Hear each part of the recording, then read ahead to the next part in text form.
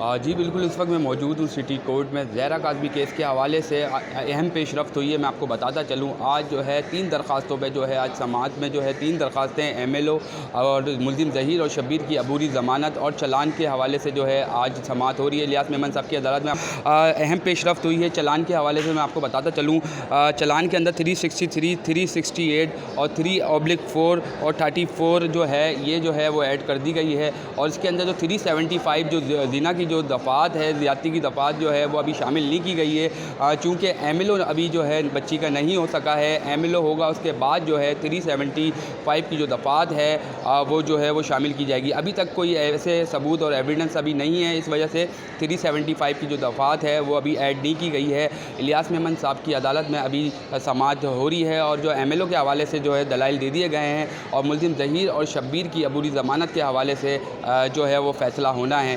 تو کچھ دیر ہی بعد جو ہے وہ اہم فیصلے سامنے آئیں گے۔ عدالت کی طرف سے بڑا حکم نامہ کچھ ہی دیر بعد جو ہے جاری ہوگا، ہم آپ کے سامنے رکھیں گے۔ جی